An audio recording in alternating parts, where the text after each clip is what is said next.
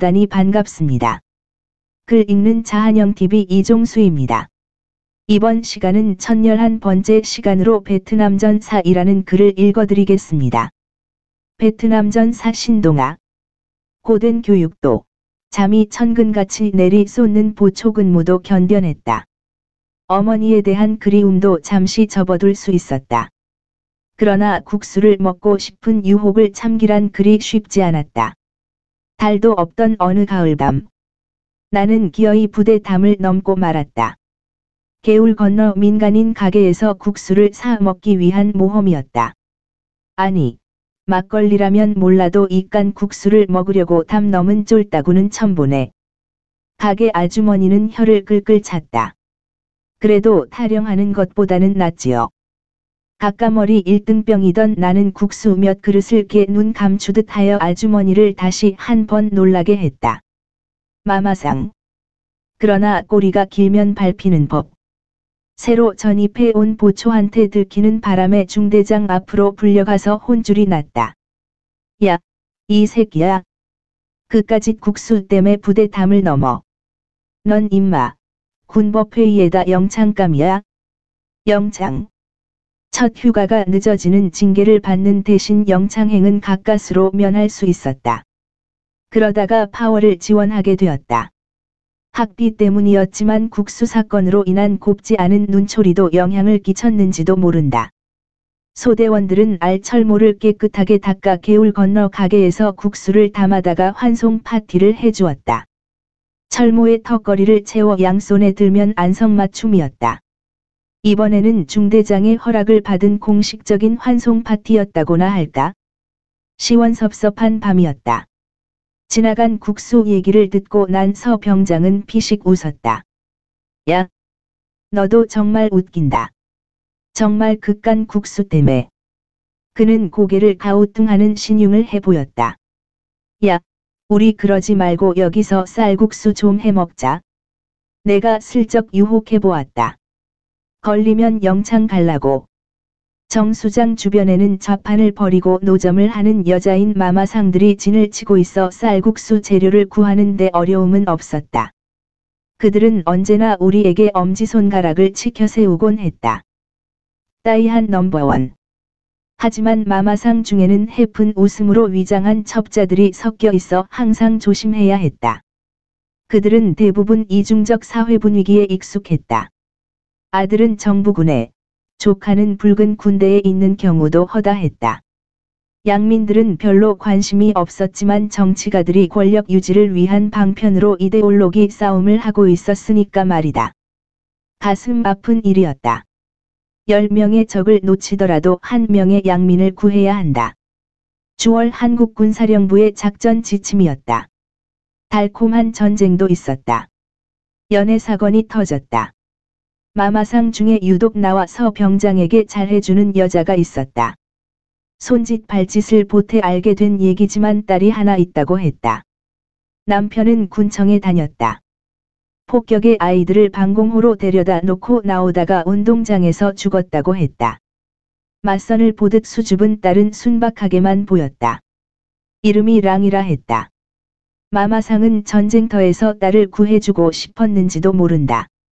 우리도 6.25 전쟁 통해 부모들이 자식들을 다른 나라로 보내고 싶어 안달하지 않았는가 말이다. 야, 내가 양보해라. 내 여동생하고 과일 통조림은 무조건 다 줄게. 서 병장은 웃으며 내게 강요했다. 시레이션 중에 B-3의 과일 통조림과 누이 동생을 맞바꾼다는 우스갯소리가 유행하던 참이었다.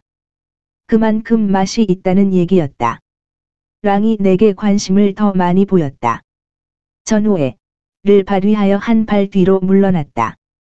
아니 내 마음속에는 패티가 자리 잡고 있어 그냥 해본 소리였다. 둘은 한자를 적어가는 필화까지 동원하여 사랑을 속삭였다. 전선 없는 전쟁. 그런데 나는 국수뿐만 아니라 커피까지 좋아하게 되었다. 야간 매복을 나가면 적군보다 더 자주 엄습하는 잠을 쫓기 위해 커피를 마셨다. 일회용으로 만든 시레이션 커피는 향이 진했다. 허기진 적들은 우리가 매복한 지점을 커피 향으로 알아낼 정도인 걸 보면 그들의 후각은 어쩌면 동물적이라 해도 과언이 아닐 정도였다. 시레이션 커피를 타고 나서 빈 봉지를 접으면 남은 가루가 날아 손가락에 묻었다. 손가락을 코에 대어보면 그 진한 향이 나를 또 한 번 매혹시켰다. 나도 모르게 그만 커피 향의 포로가 되어가고 있었다. 어쩌다가 반합에 담긴 끈인 커피를 거울 대신 들여다보았다. 철모를 쓴 내 얼굴이 흔들거리며 낯설어 보이기도 했다. 얼굴 뒤로는 구름이 흘러갔다. 구름 사이로 지옥문이 금방이라도 열릴 것만 같았다. 공포가 스쳐 지나갔다. 어느 변방의 적소에서 받아든 사약 같다는 생각이 들 때도 있었다. 그러나 마시지 않으면 잠결에 죽을 수도 있었으니 사약이라기보다는 보약이었는지 모를 일이다. 커피와 뗄 수 없는 관계를 맺은 것이라고나 할까? 작전 중에 비를 만났다. 비란 비는 다 맞아볼 때도 있었다. 얌전한 비, 따끔한 비, 치고 달아나는 비, 미친 듯 휘몰아치는 비, 옆에서 때리는 비, 밑에서 쳐 올라오는 비까지. 따라서 철모와 판초를 때리는 빗소리도 달랐다. 어머니를 보고 싶게 하고 연인을 그리워하게 했다. 고향 마을이 떠오른다 싶더니 놀라 언덕에서 구르게 하다가 벼랑 끝에서 밀어 떨어뜨리기도 했다. 날이 새고 참호 둔덕에 박혀있던 젖은 몸을 빼내면 진흙 위에 내 몸과 똑같은 모양이 생겼다. 빗물에 흥건한 거푸집. 아니다. 전장에 나갈 병사를 다시 찍어내는 형틀이었다. 베트남은 전선 없는 전쟁이었다고들 한다. 하긴 그 말이 맞았는지도 모른다. 북으로 갔던 가족 중에는 휴가를 오듯 이따금 남쪽의 고향 집에 머물다 돌아가는 경우도 있었으니까. 그리고 적들은 언제 어디서든 출몰하여 놀라게 만드니 그럴 만도 했다. 또 베트남 전쟁은 헬리콥터 전쟁이었다. 헬기가 없으면 꼼짝을 할 수가 없었으니까 하는 말이다. 작전지 투입은 물론이고 마시는 물, 전투 식량이며 탄약에 이르는 운송수단은 헬기가 아니면 어려움이 많았다. 육로는 언제 어디서 기습 공격을 받을지 몰랐기 때문이다. 베트남 전쟁이 막바지로 치닫던 1972년. 중부 베트남은 우기에 접어들었다. 매캐한 냄새가 온몸에 배어들어 자극적이었다. 한편 프랑스 파리에서 열린 베트남 전쟁의 평화회담은 제자리 걸음을 하고 있었다. 양측 대표들은 테이블에 앉아 연신 담배만 피워대고 있었다. 미군의 지상군은 뒷걸음질로 공문위를 베기 시작했다. 다른 연합군도 마찬가지였다. 전쟁은 점점 메콩강의 흙탕물 수렁으로 빠져들었다. 미국의 주월 대사 그레이엄 마틴과 주월 미군 최고사령관 웨스트 모얼랜드 장군은 고민에 빠졌다. 1954년에 프랑스군이 거의 전멸하다시피 한 디엔비엔프 전투를 악몽처럼 떠올리고 있었는지도 모른다. 그 죽음의 계곡에서 패전하여 프랑스가 인도차이나에서 철수하게 되었던 것이다. 미군도 캐산 계곡의 페가수스 작전에 3만여 명의 병력을 투입했다. 그럼에도 날개 달린 말이란 작전함호가 무색하게 해병 6,000명이 한 달이나 고립된 적이 있었다. 미 본국에선 모종의 철수 시나리오가 진행되고 있었을 것이다. 병사와 헬기, 소총소대에 배치되고 두 번째 작전이었다. D-11이었다. 시레이션 B3에서 과일 통조림을 고르고 입맛에 맞는 것만으로 배낭을 꾸렸다. 그리고 사격장에 올라 소총의 성능을 확인했다. 가늠자 끝에 패티의 얼굴이 잡혔다. 어머니의 얼굴도 가물거렸다. 세상에서 보고 싶고 그리운 사람이 하나 더는 셈이었다. 당, 당, 당. 개머리판이 요동치며 뺨이 얼얼해졌다. 패티의 웃는 얼굴이 보이지 않았다. 어머니의 걱정스러운 얼굴도 사라졌다. 야, 임마. 어따 대고 총질을 해쌌는겨. 선임하사의 쇤 목소리가 탄피처럼 귓가에 떨어졌다. 그는 사선에 엎드려 있는 내 엉덩짝을 군홧발로 짓밟고 지나갔다. 일종계에서 밀려난 나를 유독 미워했다. 정도가 심하여 나는 그에게 사리를 느끼기도 했다. 그 바람에 총알이 어디로 날아갔는지 타깃이 구멍 하나 없이 멀쩡했다. 디데이가 밝았다. 전날 챙긴 군장은 M-16 소총 실탄 308, 수류탄은 4발이었다. 크레모어 둘을 어깨에 대각선으로 걸쳤다. 거기에다 수통을 탄 띠에다 6이나 달았다. 생명수였다.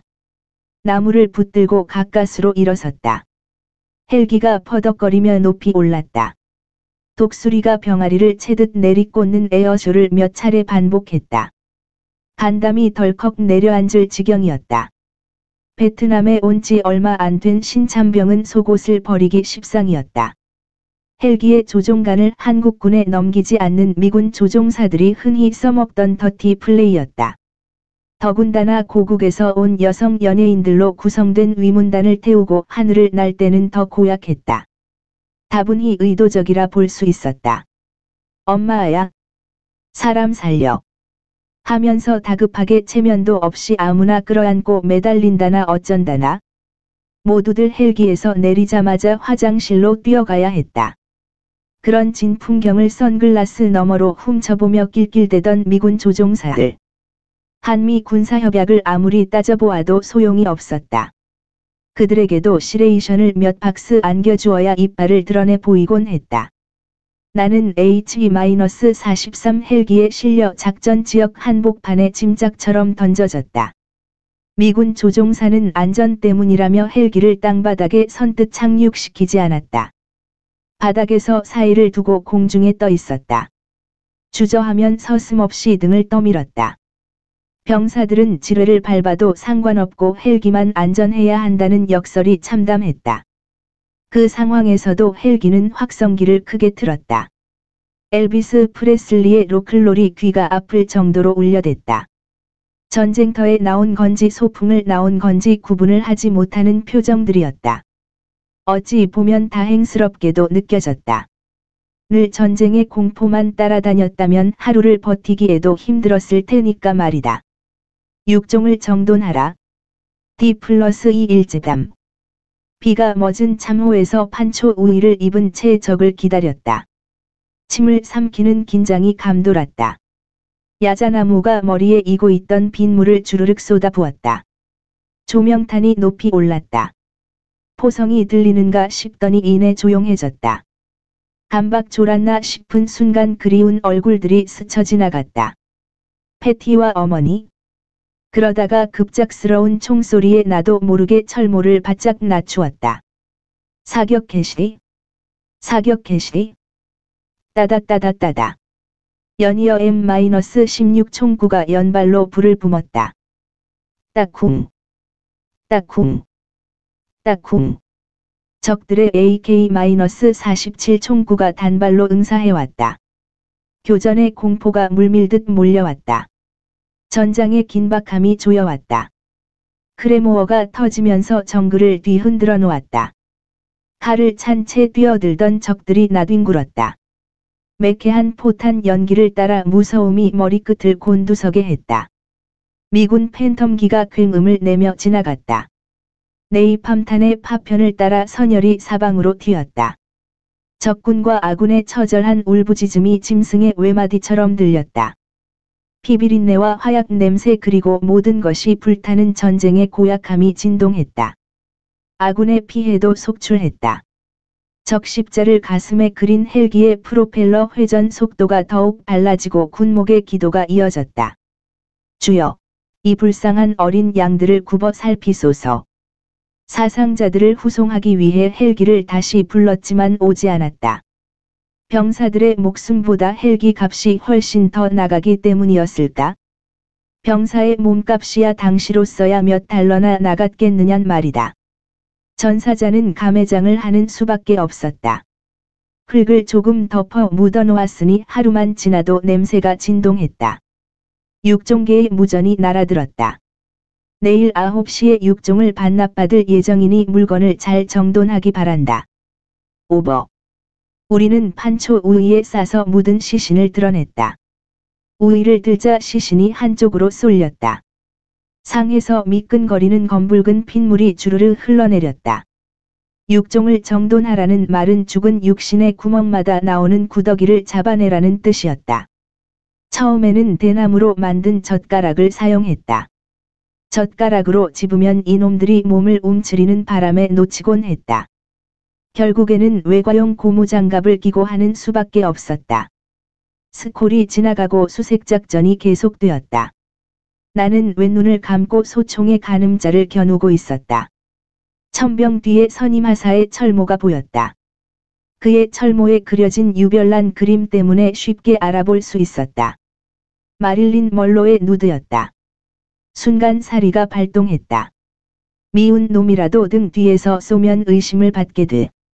일종계 시절 암거래를 하던 롱의 말이 떠올랐다. 가늠자 위에 그의 가슴이 오도록 기다려보았지만 정글에 묻히고 말았다. 내 초점이 흐려졌기 때문인지도 모른다. 제네바 협약. 두 번째 작전 마지막 날에 생포한 포로는 여전히 팔각정 기둥에 개처럼 묶여 있었다. 근방에선 고약한 냄새가 났다. 소대장은 중대장에게 점수를 따려는 충성심의 우리를 계속하여 보초를 서게 했다. 이건 명백한 제네바 협약 위반이야. 포로에 대한 예우를. 서 병장이 끝내 투덜거렸다. 야! 조용히 못해. 너 죽고 싶어. 이게 무슨 전쟁 영화인 줄 아냐? 임나. 이딴 거 걱정 말고 넌 생머리 아가씨나 잘 챙겨. 알았어. 나는 그의 입을 틀어막다시피 말렸다. 하기는 파병 전에 제네바 협약에 대해 받은 교육이 무슨 필요가 있나 싶었다. 포로는 어떻게 대하여야 하고 만약 내가 포로가 되었을 때는 어떻게 대처해야 한다는 것을 말이다. 거기까지 생각이 미치자 나도 이율배반적인 마음의 갈등이 일었다. 아이땐지 잡아둘 여유가 별로 없는 상황에서 통역병이 이름을 대라고 소리쳤다. 하지만 포로의 눈은 겁을 먹지 않은 듯 보였다. 야자나무 열매 떨어지는 소리에도 놀라 손을 들고 나온 포로의 어디에 그런 용기가 숨어 있었는지 모를 일이었다. 로안. 며칠 동안 신문으로 알아낸 것이라고는 포로의 이름 정도였다. 서 병장은 다시 한 번 중얼거렸다. 맞아. 협약에도 소속과 군번에다 이름만 대면 되는 거야? 포로가 끝내 입을 열지 않았다. 옆에서 누가 소총 개머리판으로 포로의 말라빠진 어깨를 내려쳤다. 마른 바나나 잎마냥 푸석거릴 뿐이었다. 한쪽 다리가 성치 않던 그의 안경이 굴러 떨어지고 말았다. 흐트러지지 않는 포로의 눈빛은 이념의 외피가 얼마나 견고한지 실감나게 하는 순간이기도 했다. 측은하게 쳐다보는 내 눈을 알아챘는지 작은 신음소리를 내기도 했다. 포포따이. 포로는 배가 고프다고 하소연했다. 나는 포라는 말에 귀가 열렸다. 이 친구가 쌀국수가 먹고 싶다네. 정말 모를 일이야. 초콜릿이라도 하나 줄까? 나는 패티와 사귀면서 베트남 말을 조금 익힌 덕분에 말귀를 알아들을 수 있었다. 포로는 통역병 앞에서 초연하던 모습과는 너무 대조적인 모습을 보여 놀라웠다. 내가 평소에 밥보다 더 좋아하는 국수를 찾으니 아무리 적이라도 동정이 가기 시작했다. 머릿속이 헝클어진 실타래 같아졌다. 전쟁터에서 회의가 들면 무서움이 가슴을 비집고 들어왔다. 빌어먹을 더러운 전쟁. 싫다 싫어. 나의 독백은 핏기 없는 공허함으로 맴돌았다. 베트남 파병 하루 전에 국수를 삶아 눈밭을 헤치고 부대까지 찾아왔던 어머니가 생각나 그만 눈물을 참지 못했다. 한편으로 나는 어렵고도 심각한 갈등에 빠졌다. 이데올로기를 떠나 전쟁의 수행이냐 인간성의 회복이냐 사이에서 딜레머에 봉착한 것이었다. 아니다. 애국행위냐 이적행위냐에 대해서 말이다. 서 병장도 같은 고민을 하고 있었다. 당시 우리 두 사람의 생각이 너무도 비현실적인 휴머니즘이었을까? 쌀국수. 나와 서 병장은 고심 끝에 엉뚱한 결정을 하기에 이르렀다. 다음 야간 보초 시간에 제네바 협정 중에 포로에 대한 인도적 협약을 준수하기로 결심한 것이었다. 물은 수통을 열어 몰래 몇 번 준 적이 있었다. 그러나 쌀국수는 예산일이 아니라 망설이길 몇 차례였다. 보초 근무를 교대하기 전에 반합을 소처럼 걸었다. 크레모어 뒷판에서 뜯어낸 말랑한 화약을 수제비처럼 뜯어 불을 지폈다. 파란 불꽃이 일었다. 파란 불꽃에 내 얼굴이 저승사자같이 보였다. 파란 눈, 파란 코, 파란 입술 그리고 형광 색깔을 내는 손. 야간에 초소로 나가는 근무자가 라면을 끓이는 일은 흔한 일이라 의심을 받지는 않았다. 얌마. 불 보고 공이 박격포 때리면 다 죽어. 보이지도 않는 선임하사가 잔소리를 했다. 도둑이 제발 저리다고 나는 깜짝 놀랐다. 선임하사는 내가 무엇을 하든지 시비를 걸곤 했다. 또다시 사리를 느꼈다. 언젠가는 내 목숨을 거두리라. 끝 좋으면 좋아요 구독 알림 설정 눌러주세요. 감사합니다.